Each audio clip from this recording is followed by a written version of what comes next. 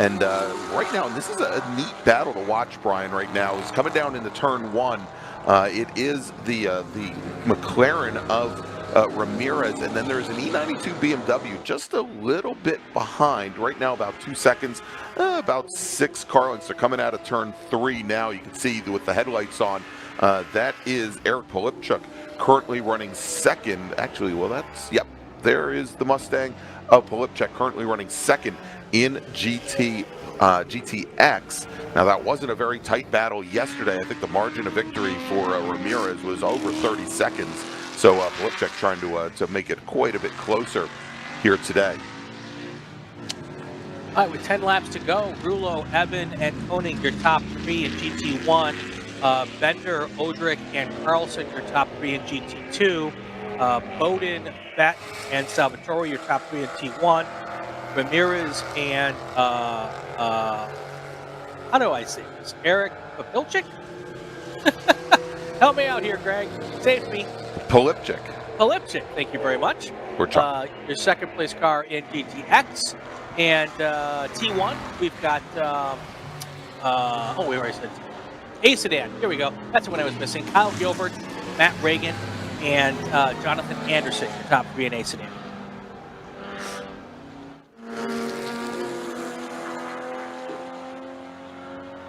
Everyone seems to be getting through the kink pretty easily at the moment, and it seems like the rain may have slowed down or stopped in the kink. It's just so hard. Yeah, it's so difficult. Brian, the 01 machine, Jared Odrick, currently running second in GT2, just shown the soundboard at the starter stand. Again, for cracking that 103 decibel limit, he'll have a couple of, if he does it a couple more times, he'll find himself black flag. But even as we've seen a number of drivers running afoul of that, and the sound control station is on the outside of turn number 3. Haven't seen any drivers that have been black flagged due to breaking those sound limits. And as long as you know where it is, and as long as you know where to let out of the throttle, you can definitely do it. The challenge there, since it's right on the exit of turn 3, you know, you don't want to let out of the throttle because you want to carry as much speed as you can through that second sector and down towards, probably that first sector, down towards turn 5. Are you suggesting that there's a methodology for not at all rules? Nope, not at all.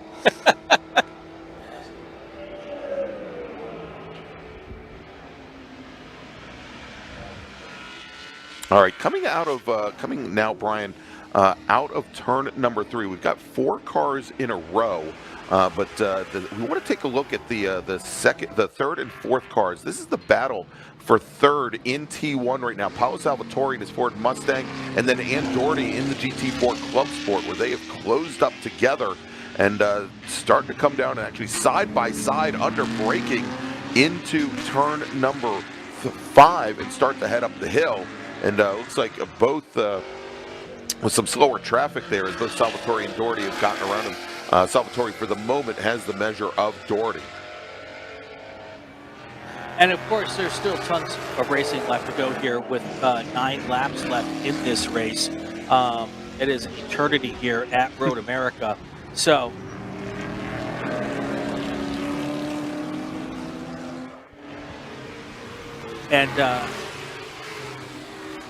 all right. Go ahead. Well, no, I was going to say, I think in talking to producer Zach, that may actually now be the battle for second in Touring 1 with Salvatore and Doherty getting around Bill Batten's Chevy Camaro. As we'll watch them here. Yeah, the Camaro, the black and silver machine directly behind, that was Bill Batten. So drop him now back into 4th position as those two drivers are making their way through the kink, heading down towards Canada Corner now. So great fight going on at the front of the T1 field, though. Mark Bowden with a considerable margin as he just crossed the start-finish line to start his start lap number 7 for him. He's almost a half a track ahead of the rest of the T1 field.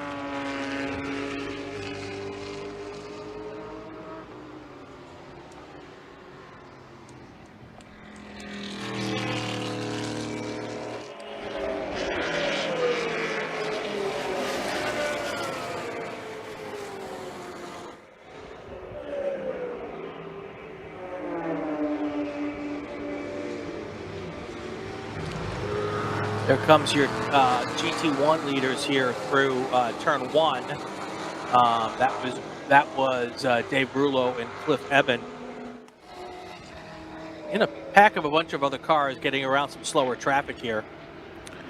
And Brian, I'll tell you, just now passing the start-finish line, heading into turn 1, some changes in GTX as Eric Polipchuk in his BMW, the BMW sedan there, you can see him going through turn 1, has gotten around Ray Ramirez's McLaren. That McLaren has looked awfully loose in these damp-ish conditions here. And it's really looked like a handful to drive. That BMW with a fairly square setup has been able to get by and is now opening up a bit of an advantage as they come out of turn 3, make the run down to turn 5 in these damp conditions. Yeah, now we're seeing some rain falling here as well. That was the camera there coming out of turn 3. Not quite sure if that rain has arrived in turn 5. Actually, it does look like it's raining now here as well. And you can see those dark clouds overhead. So again, ever-changing conditions here as well.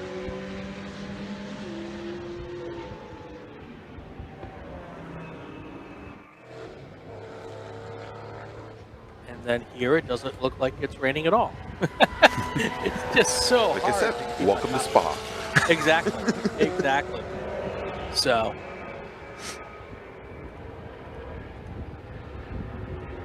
all right, and let's do this, Brian, as I'm getting word now over in the final corner. We've got turn 14 actually holding out a surface and debris flag for the rain down there.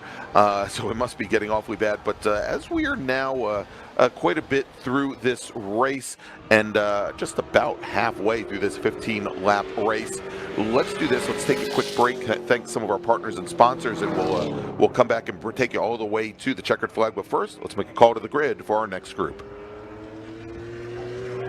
Oh, and actually, Brian, we're not going to take a break because we have no more ads through the rest of the day. So, congratulations, people. As my good friend Mike Collins says, no more union breaks today. All right, so Brian, we just had a driver speed down the pit lane. Looked as though they were missing about half of their front hood, which would be problematic because it was split like right down the center. And there you go. You see that red car coming and rejoining now. I'll try and get the number on it in just a moment. One of our GT1 machines, and actually no, it looks like the whole hood is there. Let's see if I can get the number on that. I think that's Joe Frieda in the 122 machine that just came down the pit lane at a pretty high rate of speed. As we ought to take a look for whatever was the problem with Ray Ramirez and his McLaren. He was now side by side with Eric Polipchuk as they went down into turn number 1, and we may see a change. We may see a change, but it's a heck of a battle here, tightening up in GTX. And let's see here, and there they are coming down out of turn, or going into turn number 3. The car to your left with the headlights on, that is Polipchuk in his BMW, and now the McLaren has just motored right on by. So Ramirez, who really appeared off the pace, Brian, about a lap and just 2 laps ago, suddenly has refound some speed. here they come now down towards turn 5. You can hear the wind on our camera there, which shouldn't be a big problem with these big heavy cars, and probably not with the STU cars as well. But that wind can be problematic. You can see a flag out there way off in the distance on the right-hand side. That flag is straight out right now with the wind coming out of the west going towards the east.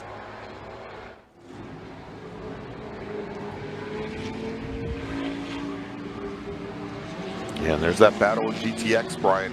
I think the closest battle, certainly the closest battle for the lead that we have, whereas Dave Rullo now almost a full 2 minutes up on Joe Koenig at the moment. He's getting pretty close to putting Joe Koenig in the number 70 machine a lap down in GT2. And something's happened to Cliff Eben in that GT1 car. He is dropping, plummeting through the field right now. Last lap he was in second place. He's now down to sixth already. So I'm interested to see if he's still on the track now. It looks like he is now down to seventh, so he may be pulled off or even on pit lane. I don't know if you can see him there or not. No, Brian, he has not come up the pits, and I haven't heard a call from one of the corners in a number of minutes, unless of course my radio died. Yeah, still falling down through the field here. Now he's down to 11th spot, which is still 3rd overall in GT1. And I think, oh, Brian, I think I might have the answer. Give me just one moment. Okay. Because we've down at Canada Corner just called in that they had a stationary yellow and now no flag. And I'm trying to get the number. All right, so so I'm getting a call down by Canada and also coming out of turn 11 that they've got a car. Sounds like might be off on the side of the track. That may indeed be the 66 machine of Cliff Evan. But I haven't heard anything definitive as of yet. I don't have a car number. So with 6 laps to go, let's do a reset here. GT1, your leader is Dave Rulo and Joe Koenig. Joseph Frieda is now in 3rd. In GT2, we've got Daniel Bender, Jared Odrick, and Joshua Carlson. That's your top 3 there. GT3, we have nobody running GT3 today. A Sedan, Kyle Gilbert, Matt Reagan, and Kyle Jones. And T1, we've got Mark Oat, Paulo Salvatore, and Ann Doherty, your top 3 there. And then taking a peek at GTX, Ray Ramirez is your leader with Eric Kilpchuk in 2nd place. All right, so I just did get word that down by Canada Corner, that was the 66 machine of Cliff Evan. He has gotten the car back underway, however. We'll see if it just means he's going to bring that car back to the pit lane or if he thinks he can continue here. And Brian, and there we go. We were trying to track our leader Dave Rulo in the 31 machine. He has just crossed the start-finish line. And yeah, here comes Evan down the pit lane or up the hill to the pit lane. And it looks like the 66 machine's day is now done. So that is going to move, and if we look at the overall scheme of things here, of course, Rulo, your leader, Danny Bender is our GT2 leader. He is currently running in 2nd position overall. Then it is Joe Koenig running in 3rd. He's 2nd in GT1. Mark Bowden now has made his way, if this is correct, he's made his way all the way up to 4th position overall. In his GT4 Mercedes-AMG GT4, which is a Touring 1 car. And we'll see here, yep, and just the 66 machine of Evan heading back to the paddock now. Looks like his day is done.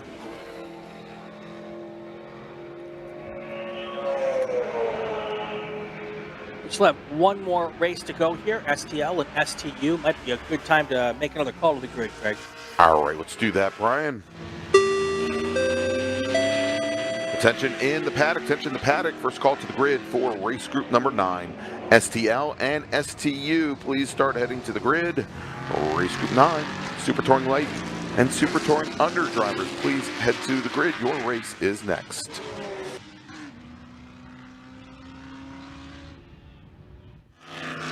Pretty impressive performance being put on by Rulo in that Corvette, Greg. 1 minute 20-second lead over 2nd place, and that's not even the same class. He's got a minute 31-second lead over the 2nd place car in GT1. So he has figured out both the car, the conditions, the new track surface. He is absolutely the class of the field on this one. And Mark Bowden, look at him, all the way up to 4th place in that Mercedes-Benz AMG GT4 car. Even though it's a GT4 FIA, it runs in T1 here in the SCCA. So he is really making his way up to the front of the field here. Obviously, he has also figured out the race conditions as well as he tries to make it up to there. And he is, almost probably 40 seconds ahead of the 2nd place car in T1. In T1, yeah. All right, so Brian, real quick here as things are starting to wind down in our GT race. I wanted to bring in our producer and owner of Drivers Eye Live, Brendan Kazmarek, things are, we've got the last event of the season here on the Super Tour, and I know Brendan had some hearty thanks to give. Yeah, it's kind of hard to believe we're here already, right? I mean, we're something like 200 hours of coverage into this year's Hoosier Racing Tire SCCA Super Tour, the first ever live video stream for the Super Tour, and first chance for Drivers Eye Live to be a part of the SCCA again. Those who know me, and there are a handful around the club, know I started back as a quarter marshal when I was in college, and spent some time volunteering in the club. And one of the things I learned was just how accessible racing can be if you really want to be a part of it. Right. And that kicked off what Drivers Eye Live became many years ago. Was, if you want to give back to the sport, there are plenty of ways to do that. Right. And I think that's how I look at Drivers Eye Live, and what we've created as a chance to be a part of racing and to give back to our little corner of the sport here. I've had a blast, traveling around 10 events this year. Some of the most iconic racing venues and some less iconic that have never had video streaming before, right? Never mind your Road Americas, your Codas, and your Sebrings, but your Hallets, your Button Willows, and your Thunderhills. Just been a remarkable season. I just wanted to throw a couple of thanks out there while we've still got everybody listening before we wrap up the tour. First to you, Greg and Brian Belansky. Working with you two as commentators has been fantastic all season long. You guys have done such a great job. 400 cars in a weekend, having even a sliver of knowledge is a challenge, but you guys cover it all, and you do it so well and so professionally. I know Larry McLeod and Brian Donati, who have been a part of the commentary team this year as well. We owe them a variety of thank yous within what you guys have all done on the commentary side. Zach Johnson, our producer. With one exception this year, Joseph Mudrak, who covered for us at Sebring. But Zach has just been an absolute star all season long. The replay functionality that was brought in back at Watkins Glen was unprompted. He wasn't pushed to do it. It was he just showed up and said, "Hey, I think we got replays." And so now we look like a real broadcast outfit. We've got replays. We've got all kinds of really cool stuff. Joseph Mudrak, the timing tower you see on the left-hand side, fully automated. Joseph's been building that from the ground up for the last 10 years. It's seen a couple of different iterations, but it meant we didn't have to go out and buy software. That is entirely built by people who love following and watching racing, who do it in a multi-class environment and all the challenges and varieties that throws at us. Joseph has put his heart and soul into that software for the last 10 years and just done an amazing job. And we've pieced this all together to now have a platform for amateur racing coverage, right? This is pretty unique, pretty special within the world of motorsports, I think certainly so. Within the world of amateur motorsports. And, as a wrap-up to the 2023 Hoosier Racing Tire SCCA Super Tour, everybody from Drivers Eye Live who's had a hand in it, everybody who from your side on the commentary side has had a hand in it, Deanna Flanagan and Eric Prill, who were gracious enough to put their trust in us to bring the Super Tour out to the masses, as it were. I think we've had close to 600 people at our peak today, which is just amazing. Have found the same enjoyment in what we're doing.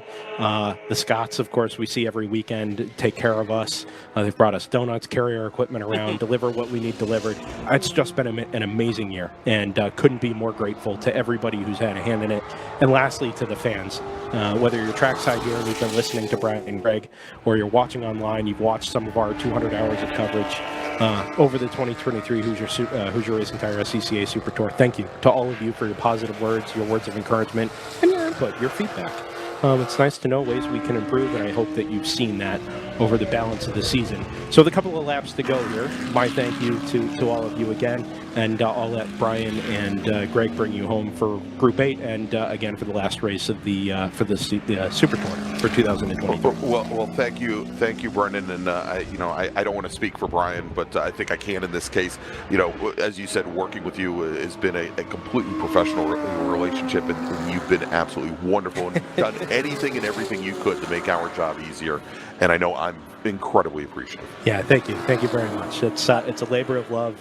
Go ahead, Brian. I just say I'd like to echo that, and I'd also like to thank Brendan and Zach for continually reminding me that I am the old guy on the team, despite my efforts to sound young and hip on the screen. And even though it's your birthday and you're still younger than me. Yeah, Exactly. And of course, and a happy birthday to you, Brian, as well. It would be nice to have you here in person and to be able to give you a hard time. I mean, you're not that far ahead of me. You're 35, 36 this year, so.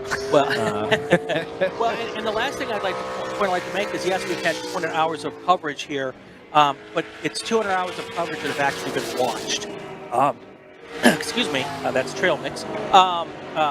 We've had over 150,000 streams from the start in Sebring through today, and that number is still growing as we're watching here. I don't have a final tally.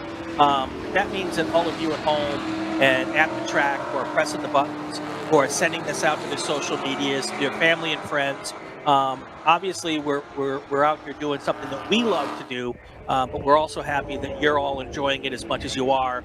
To keep tuning in week after week. And there's a bunch of people in the chats who've been there over and over again. So a big thanks to them. Let's get back to our action here with 2 to go here. We've been talking along and nothing's really changed, which is why I haven't broken in to get back to racing action. And Brian, real quick, before we do get back to that, let me make a quick call. We've got one of our stewards needed to get the attention of one of our drivers. Just one moment. Attention in the paddock, Demetrius Konstantinidis, would you please return to impound? Driver of the number 33, Formula F. Please return to impound. Our tech stewards would like to speak with you. Demetrius Konstantinidis, please head to impound. That is the driver of the number 33, Formula F. And our white flag is out. I'm glad you had to make that announcement because I would have screwed up that name as well. So that's been a running theme this year, me screwing up people's names, and I appreciate everyone's been very, very... I just screw up names of cars. Exactly. Everyone's been very kind in correcting me, so I appreciate all of that as well. Also want to let people know this is the last Super Tour of the year, so the Super Tour Championships will be wrapping up today. We don't have real-time points available to us, but we'll have... I'll run down a lot of the winners of the Super Tour in each class here on the Inside the SCCA podcast over the next couple of weeks, so you can check that out. We're also in the middle of our Conference Majors Championships. Many of those are also being raced upon here as well. And if anybody driver wins your Conference Championship, the Super Tour Championship, and the runoffs, we call that the Super Sweep here. That's been around since, I think, 2009. And the most that there's ever been in a Super Sweep have been 8 winners in a year. That's how hard it is to win that. So we're keeping an eye on all of that as well. Last lap, Greg. I've lost Greg. That's okay. I'll keep talking. No, I'm here, Brian. I'm here just having another conversation with producer Sat. We're having a hug. Oh, so, hugging it out. Yes. Looking at the looking at the great dark clouds out there. I'm not sure that we're going to get through the next race without any kind of precipitation, but we will have some fun. All right, Brian. So as you mentioned, white flag is in the air, and our leader, Dave Rouleau, we should see him, and he is coming out of Canada corner right now. So we're going to start to see that Corvette come up out of Bill Mitchell. And there he is running around the outside of the number 5 Pontiac American sedan. He's offline, so he's taking it awfully carefully there. Doesn't want to loop the car on the very last lap as he comes into turn 14 for the last time and makes his way up the Road America straight. And for the second day in a row, barring anything that goes wrong in the last 2 seconds or so, there you go, taking the win in GT1, Dave Rouleau out of Heartland, Wisconsin in his Chevy Corvette, finishing second in GT1. We'll have to see. He's a bit of a distance back. We're going to have to wait about, I don't know, about half a minute. But Joe Koenig was running second at the beginning of our last lap in GT1. Danny Bender, your leader in GT2. Crossing the line, taking the win in GTX is going to be Ray Ramirez in his McLaren GT4. Margin of victory less than a tenth of, or probably less than 2 seconds over Eric Polepchek. Taking the win in Touring 1 was Mark Bowden in his Mercedes, finished 4th overall. And given that the T1 field started behind that second pace car, that's a heck of a run And let's take a look here. And Ann Doherty, who had been trailing Paolo Salvatore for the last 6 laps or so, gets around the Ford Mustang to come home second in Touring 1 with Salvatore finishing in third. It's a great run there. Finishing second in GT2, Jared Odrick in the Porsche 911. It was an amazing start by Odrick. Just could not keep the pace, though, and once the track started drying out, Josh Carlson will finish third in GT2. Is actually Danny Bender just now crossing the line to take the win in GT2. And that is, I think, that's it. Let me do this. Let's break things down here by class, because a lot of our drivers now just finishing up their races and crossing the line, because we also didn't get to American Sedan. Taking the win in American Sedan was Kyle Gilbert, driver of the number 15 Chevy Camaro out of Janesville, Wisconsin. Matt Reagan second. Kyle Jones, who followed Dave Rullo across the line, comes home in third, a lap down. And Andy McDermott, unfortunately, retires after only 2 laps, finishing in fourth. In GT1, it's Rullo, Koenig, Joe Frieda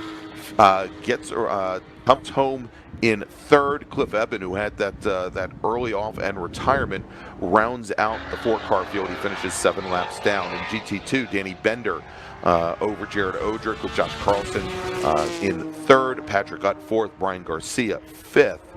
And then, as we mentioned, Bowden, Doherty, Salvatore, Anderson, Ted Berger, Bill Batten, your 6 cars that ran today in T1, and then Ray Ramirez with the win in GTX, Eric Polipchik finishing in second in GTX. And one last correction before we head out here for a short little break before our last race. And of course, Brendan once again making me look better than I am. The last race of the year in the Super Tour, at least for points reasons, is the runoff. So points at the runoffs count towards the Super Tour standings, even though the runoffs are obviously their own monster. But runoffs points do count for our final Super Tour point standings, going towards that Super Sweep, as I was alluding to a little bit earlier. All right, Brian, so let's make a final call to the grid for our last race group of the day. Attention in the paddock, final call to the grid for Super Touring Light and Super Touring Under drivers, STL and STU, Race Group 9. Please head to the grid. Your race is next, Race Group 9. This is your final call to the grid. And as things are looking awfully ominous, Brian, shooting back from turn 8 over back towards turn 7 in the hurry downs there. Let's take a quick break, and when we come back, one more championship race to go. And actually, let me do this before we take that break. Let me run down and take care of some housekeeping, because the TRO Manufacturing Challenge has just completed. And again, our first place finishers, $200 cash.